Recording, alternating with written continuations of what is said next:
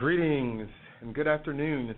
Thank you so much for taking time out of your busy schedule to join us for the application walkthrough webinar. My name is Stephen Hall, and I will be your host throughout our time today. Before we get started, though, just a couple of housekeeping ideas to share with you. This is what you can expect during our time together. All of you all are on listen-only mode. In other words, you can hear us, but we can't hear you. Your microphones are muted. If you have any questions throughout our time together, feel free to type them in the box in the lower right-hand corner, and then you can go ahead and hit send. A copy of our presentation will be available within the next week or so following the event, as well as a recording of the event. Okay, and so as we take a snapshot of our agenda, once again, my name is Stephen Hall, and as many of you know, I'm the enrollment advisor for the program here. We will be discussing the admissions requirements. We'll take a really good look into the online application and what that entails and really how you can approach it so that you can have a successful application. We'll take a look also at the application checklist just to serve as a point of reference for you throughout the admissions process. We'll talk about transcripts, what that means, how you can get us your transcripts, and then, of course, there will be resources available for you at the conclusion of the event today, websites and phone numbers, etc. And then we've reserved a time for Q&A as well. So again, if you have questions, please don't hesitate to type them in the box in the lower right-hand corner, and then we will address as many questions as time allows. Okay. So one of the questions that we constantly field are, what are the enrollment requirements? Okay, the enrollment requirements are pretty straightforward. We do require bachelor's degrees from regionally accredited institutions. We do also require GRE scores. So you'll have your official GRE score sent directly to us here. All official transcripts from colleges and universities where you've attended, and that's regardless of whether credit or a degree was obtained. The ideal transcript will show coursework in the social sciences or degrees in psychology, sociology, economics, political science, and anthropology. But diverse backgrounds, they're also appropriate. I know that that's a really big question for a lot of applicants. And then for those who are international applicants, TOEFL scores are required. There's not a minimum score for the TOEFL. We just need to know that you've taken the TOEFL within the past 2 years. Also, you have to complete the online application. We do highly recommend you send us a resume or a CV, and then your essay or personal statement. This is a 1,000-word essay, really explicating why it is you're looking to pursue this degree here. 3 letters of recommendation are needed, and the letters of recommendation can be either academic letters of recommendation or professional letters of recommendation. And then along with the submission of your application, there's an $85 application fee. So, with starting your online application, which at first view can seem somewhat daunting because there's so many moving parts, right? But, you know, as you follow this process, you should be able to expedite it, pretty well. So, in starting your application, what you would do first is go to our website. That's usc.edu, okay? Once you're on the website, there are a number of tabs that you can choose from. You're going to go ahead and click the Admissions tab. Next up, you're going to click on Graduate Admissions because, of course, there's undergraduate admissions and graduate admissions. We want to ensure that we're clicking on Graduate Admissions. And then you'll click on Apply to USC. Okay? After that, you'll see a screen with a variety of other tabs for you to click on. You're going to go ahead and click on Submit Your Application, and then that will open up the USC online application system. Something to note, once you're opened up onto the system, it defaults to users who have previously been in the system. So what you're going to choose is create your own account, which is a fairly simple process, as long as you just follow the prompts that are there.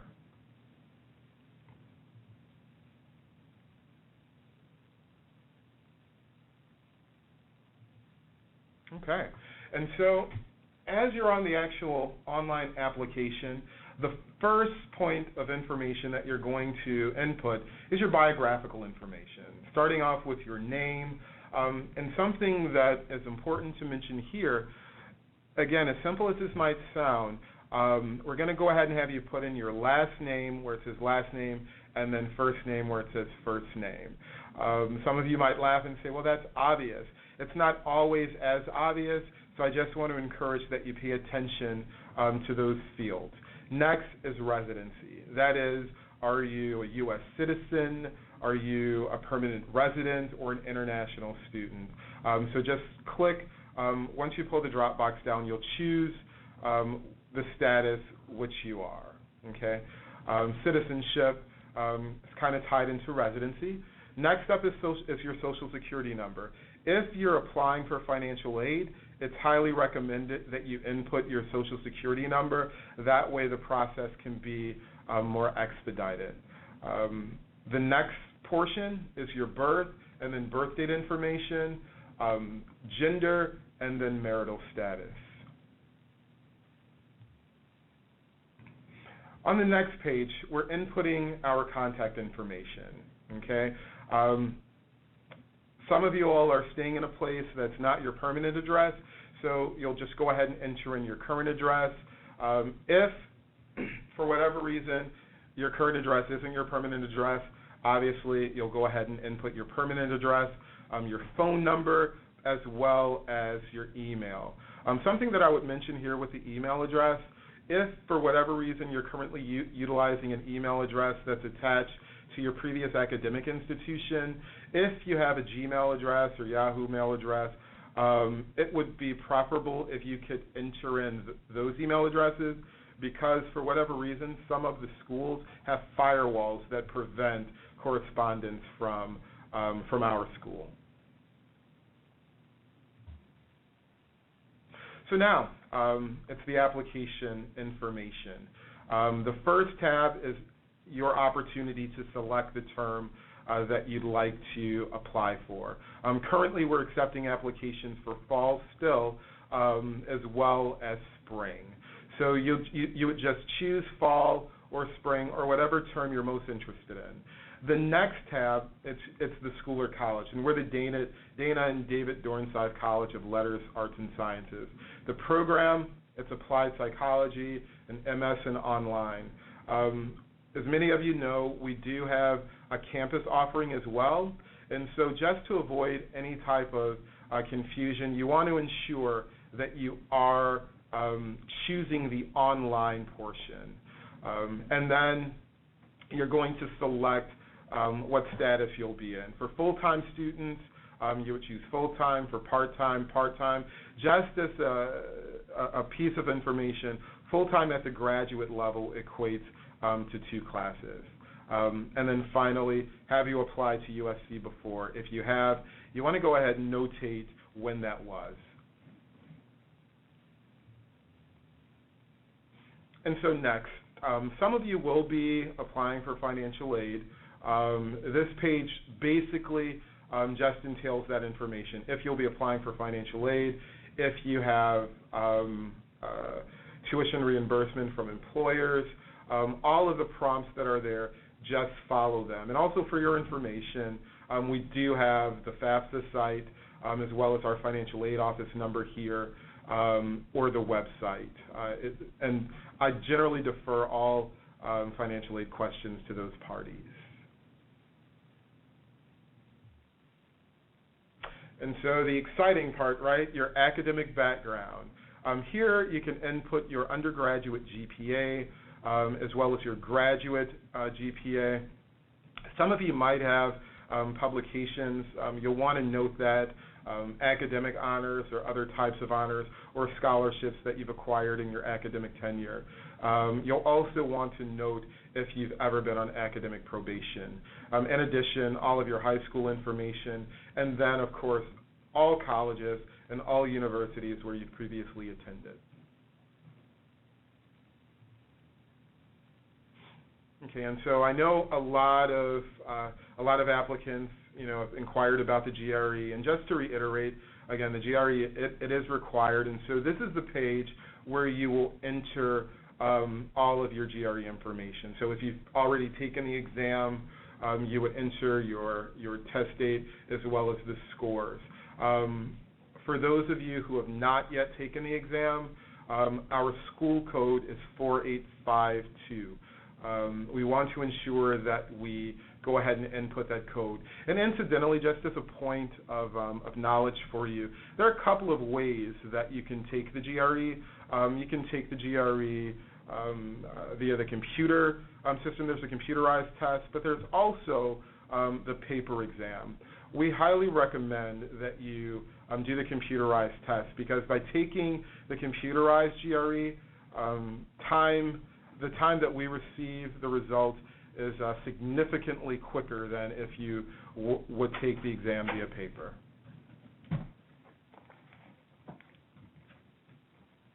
Okay, and so again, we do require or highly recommend that you send in your resume. This is the page on Apply Yourself where you can upload your resume or the list of employers. Again, the website gives you the option of one or the other, but our preferred way of doing it is if you would upload your resume. And that's just to prepare you professionally and always having an up-to-date resume or CV that you can share.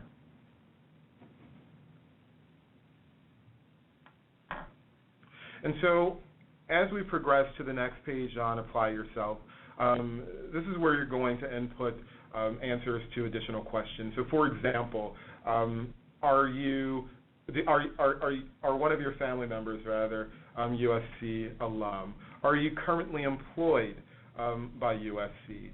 And then, how did you hear about this program? All of this information is pertinent. And so the next page is for your personal statement. It's the supporting documents page. As aforementioned, the personal statement requires 1,000 words. It also includes your personal and professional background, professional goals, as well as your strengths as an applicant. One thing that I would offer, one thing in addition that I would offer regarding your personal statement is that you follow the prompts. It's easy to get off topic, but it's incredibly important that you stay on task and follow the prompts. Okay, and so here, this is where you're going to input your recommender's information. And again, we do require 3 letters of recommendation, and these can be both professional as well as academic, or both and, right? Professional, generally, they will come from supervisors, and as you can see on your screen, the academic letters. And this is if you've graduated within the past 5 years. And so we're going to take a closer look at what that would look like. How would you input your recommender's information? Okay, and so following the prompts here, you would enter their entire name, their address, phone number. Email is critically important. Who are they employed by? What's their professional title? And then, of course, what's their relationship to you?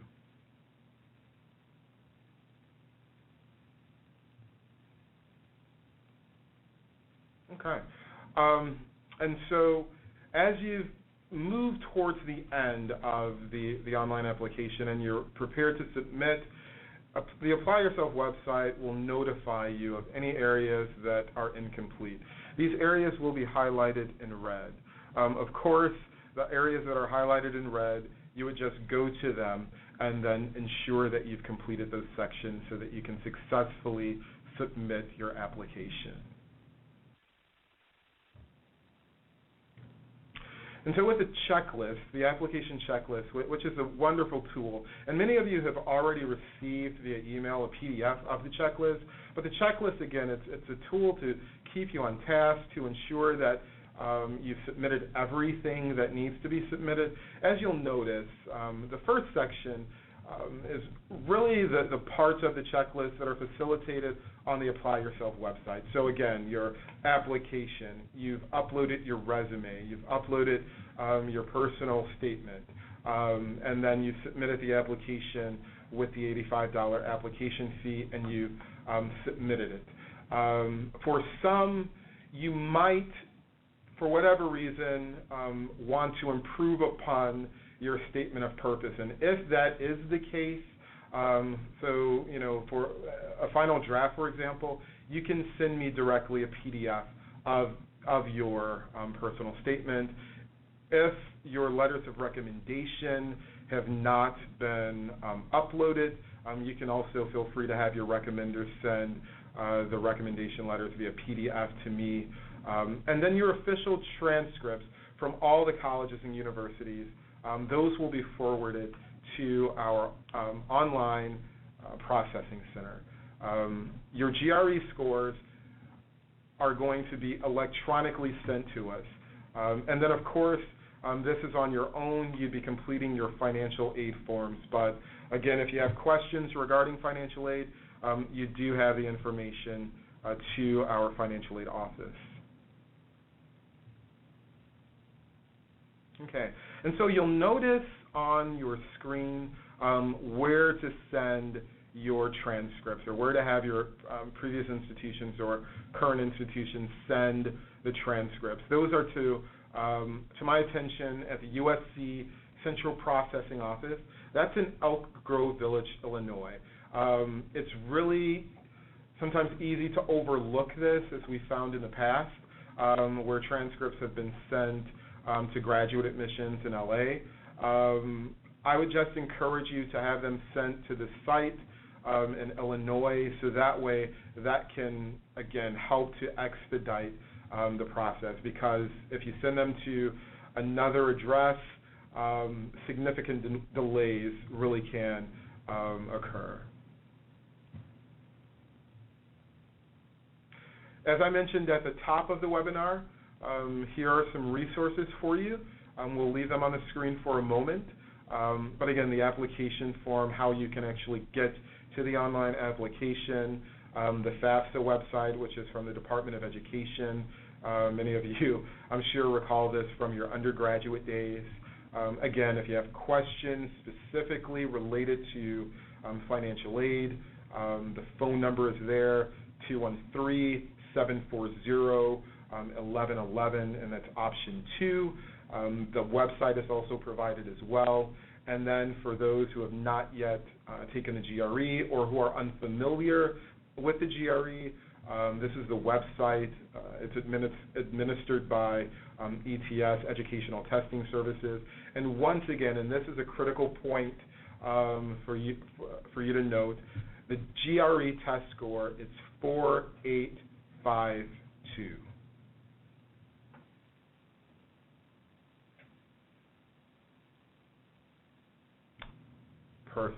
Perfect. And so, as we talked about, we're going to go ahead and move into our Q&A session, and that will be, facilitated by both Annie Cho, who is the program advisor, as well as myself, who's the enrollment advisor.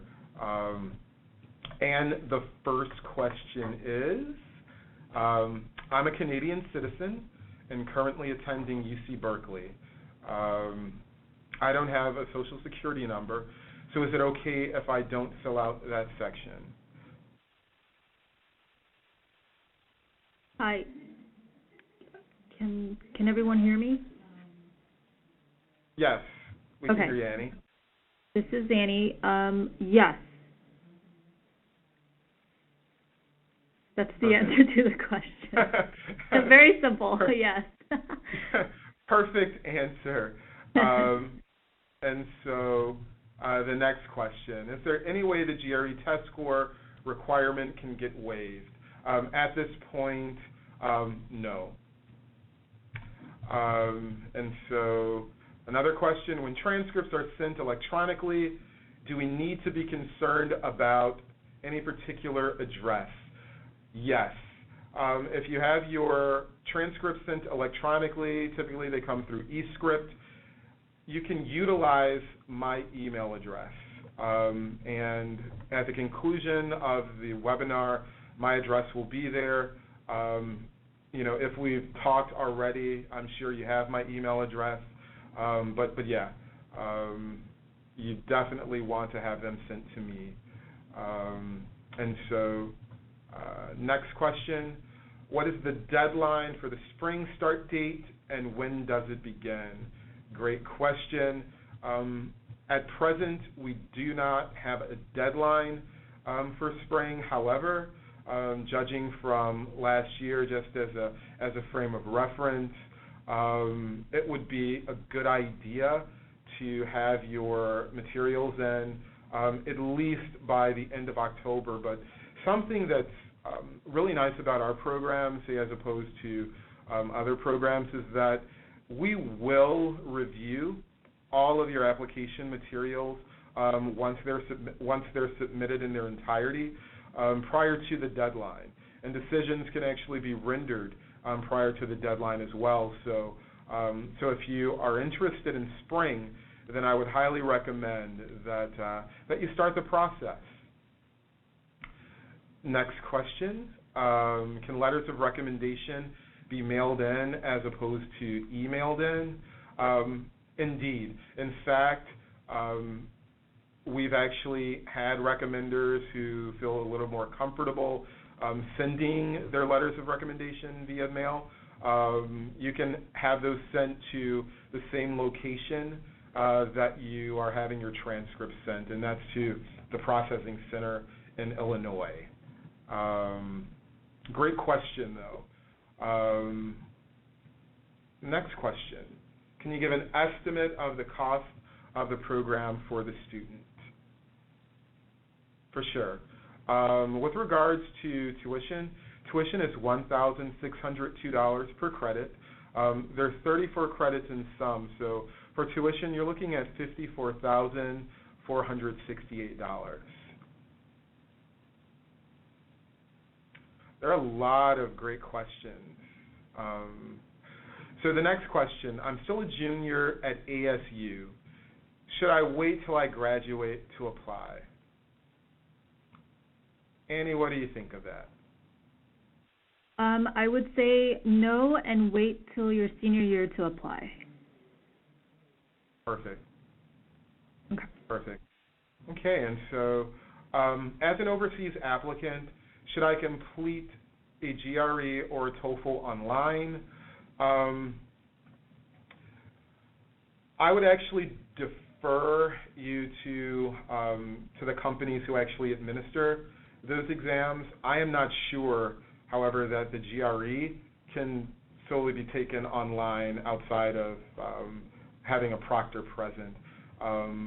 But I will definitely forward you the information to both ETS as well as the company who administers the TOEFL. That's a great question. We haven't had that before, but thank you.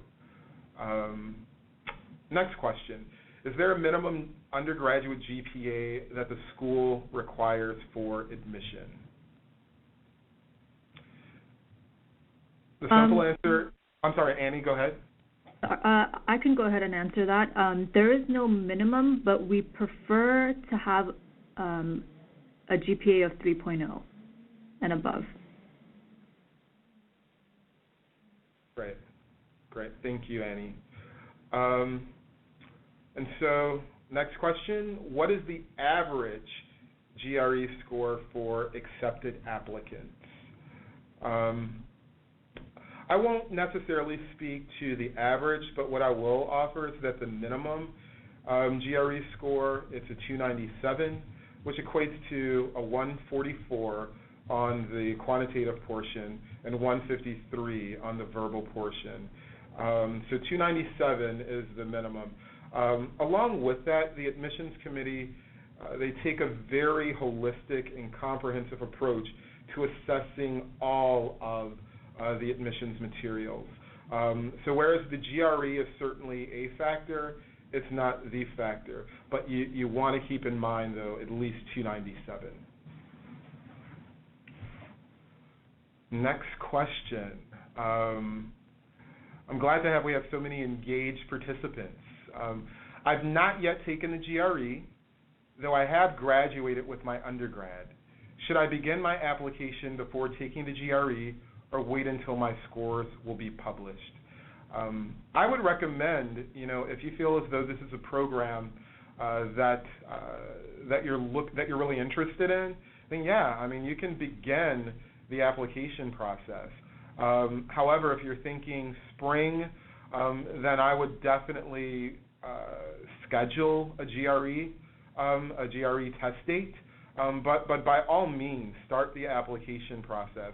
And I can certainly avail myself to you to answer any additional questions regarding what that process might look like and specific steps that you can take in order to move forward.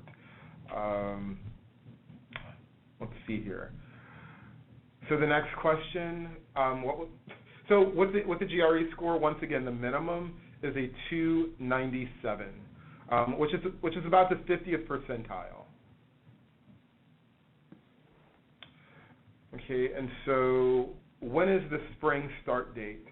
The spring start date is not in stone yet, but again, just judging from this year, we're looking at mid-January. So this year it was January 17th.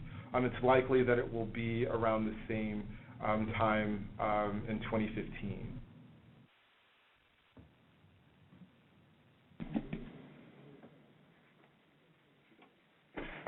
Okay, and so with regards to the international transcripts, how are those evaluated? That's a great question. We actually have a very comprehensive process for that, and what I can do is forward you the information, on how those transcripts are evaluated, what other supplemental documents are needed, etc. But and any international students who have similar questions, feel free to email me, and then I'd be more than happy to forward you that information as well. Okay.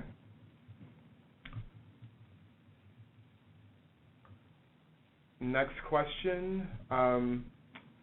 What's the cost to attend annually? Once again, tuition, it's $1,602 per credit. With 34 credits in the program, $54,468. It's a 16-month program. And, for budgeting purposes, if you need to think about it from a budget standpoint, you're taking 2 classes per semester. And each semester with those 2 classes are 4 credits each, so you're looking at 8 credits per semester. Do we have to concentrate in organizational or consumer psychology only? That's a wonderful question. Actually, no, you don't. And what's kind of nice about our program is that the way that we approach applied psychology, we're not necessarily construing consumer psychology and organizational psychology as discrete disciplines per se. We're looking at them as being interdependent upon one another, so they inform one another. So for example, let's just say a student even chooses to concentrate in organizational psychology. They'll still emerge with a solid understanding of consumer psychology. So yeah, great question.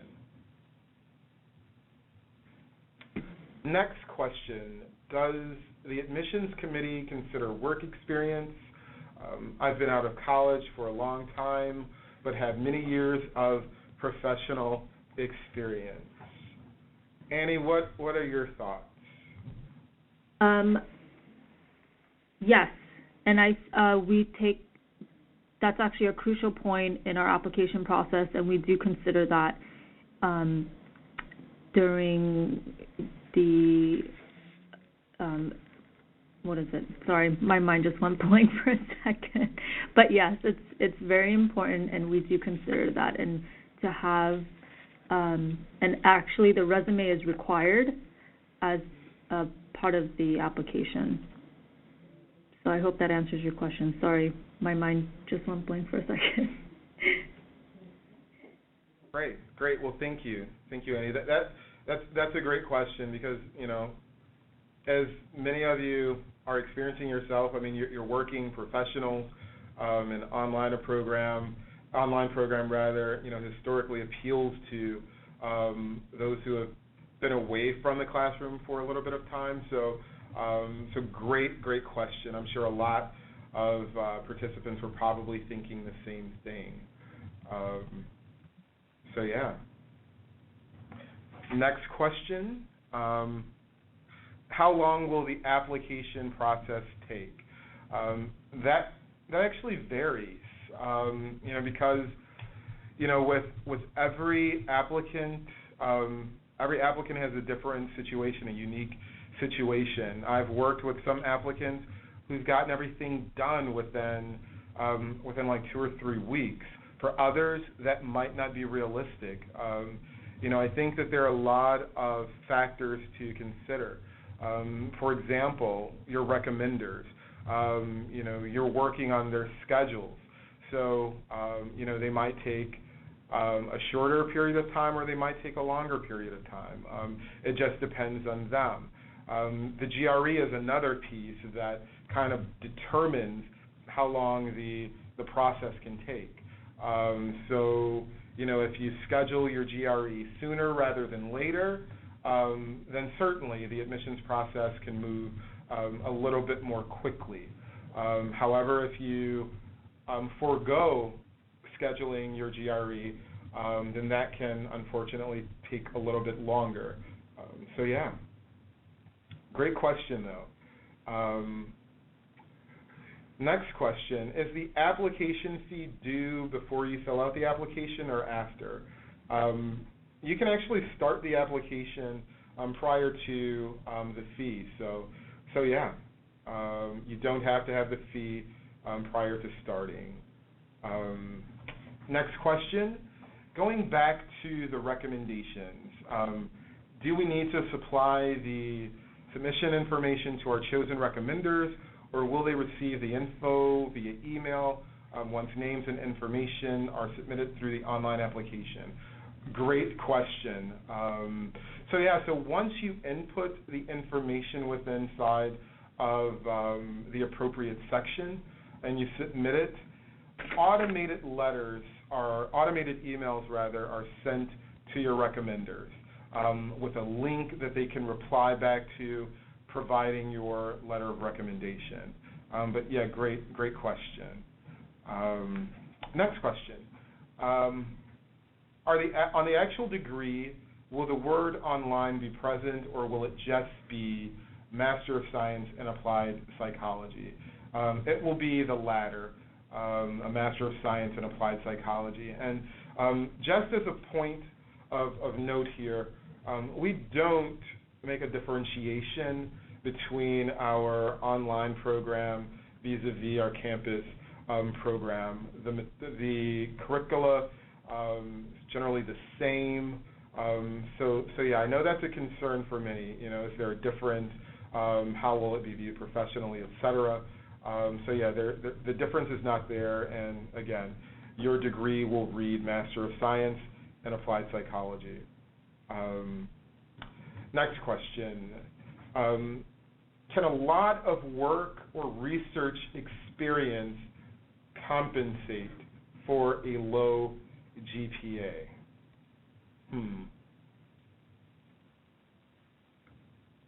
Annie, what are your thoughts there? We will take it into consideration, but we do we do look for a GPA of 3.0 or above. Great, great. But we do take consideration of other, other points. So like Stephen mentioned, we do look at each application case by case and look at it very holistically. Perfect. Thank you, Annie. Okay, and so next question. Graduated 4 years ago from undergrad. For the letters of recommendation, wondering if it's acceptable to include 3 professional letters, or is the 1 academic letter required? Annie, what's your feel on that question? 3 professional letters of recommendation will work. Perfect. Thank you. Okay. So next question here. If you apply and are not accepted, is there a chance that after strengthening your application by taking additional coursework or improving your resume, you can actually be accepted after applying for a second time? That's a really good question. And so by way of a previous experience, we had an applicant who applied for the campus program, and for whatever reason, the student wasn't accepted. However, they ended up subsequently applying to the online program, and they ended up being accepted. So yeah, that chance and that potential is present. Annie, would you agree? Well, if you go through the process and the applicant will have to redo the process again for the second time after straightening their either work experiences and resume or letters of recommendation, but it's not guaranteed for acceptance. But but we will take a look at it again.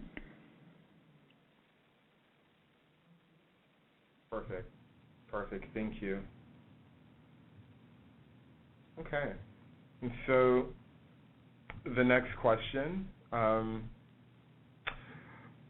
interesting question. Are there any opportunities for extra funding beyond loans?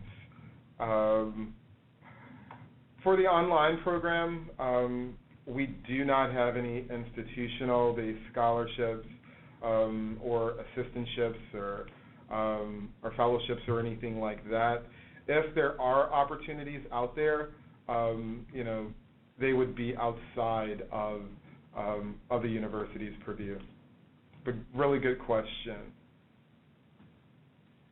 Next question. Most PhD programs will accept a master's thesis to be used for the PhD. Will a thesis be required, and how would an out-of-state student meet with the advisor to complete the thesis? So with regards to our program, in lieu of a thesis, our students are doing a treatise and a capstone project. So it's not as though you'll be engaged in original research per se. So yeah, great question, but we don't have a thesis per se for this program. But we do have a treatise, like Stephen mentioned, that will be in applied psychology, written towards that topic, and it is required as part of the program. Also, as an advisor, we will be meeting with the students via telephone or web conferencing through Skype or Adobe Connect, emails. So it will happen. Advising will happen in that sense. Hope that answers the question. Thank you. Thank you for elaborating further, Annie. Yes. Next question. Is an internship still mandatory with the online program? Yes. Indeed. With this being an applied program, we're very interested in students being able to translate theory, psychological theory, into actual practice. And a wonderful way to do that is through the internship. So yes, the internship is a requirement for the online program. With that said, the internship is not going to require you to come to Southern California to an organization or a site, but you can look at sites around your local area. In fact, what we were previously encouraging students to do is explore within their current places of employment for internship opportunities. But you won't be doing this alone. There's actually an entire class that you'll be in, so you'll know the parameters of what you'll need to do for your internship and how that will look for you. And to add to Stephen's point, your internship will be arranged with the program director, which is Dr. Leggett, and it also has to be approved by Dr. Leggett as well. Okay, great. Thank you, Annie. Since the internship is required, does our current full-time position meet the requirements even if it does not directly relate?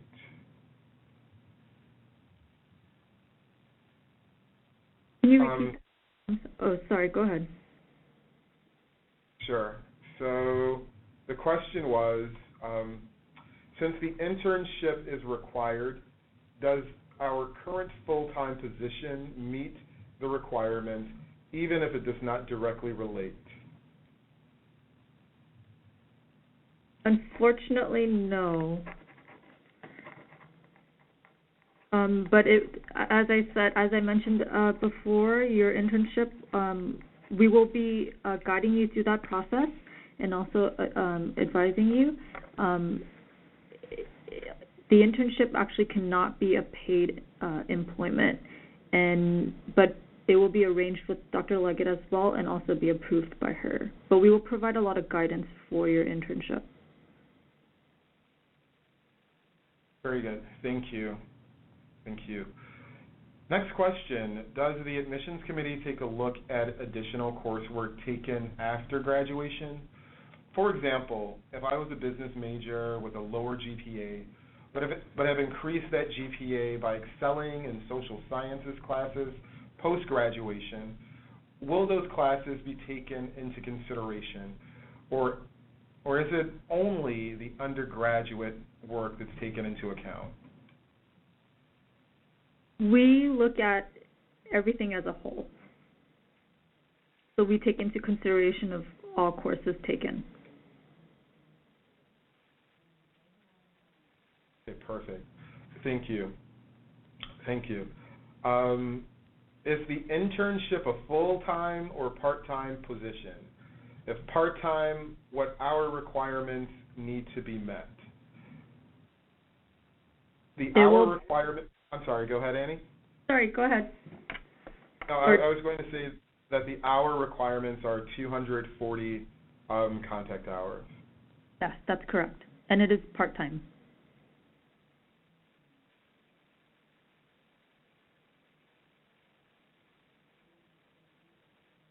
Okay. So we have a couple of more questions here. The next question, are there requirements to be online at a certain time of day? Good question. Annie, can you speak a little to the live sessions? Yeah, so for your online courses, you are not bound to any time where you need to sign in at a specific time, with the exception of the live sessions. The live sessions are like conferencing webinars, and you will be required to attend those sessions, and those will be with faculty members as well as your online colleagues, and it will pertain to course material. But in regards to completing your assignments and doing the readings and accessing all your course materials for your courses, there's no specific time that is set up for you to sign in. As long as you have internet and have access to the course, anywhere around the world at any time, you can access it at any time. So you have that flexibility. Perfect. Thank you, Annie. Last question here.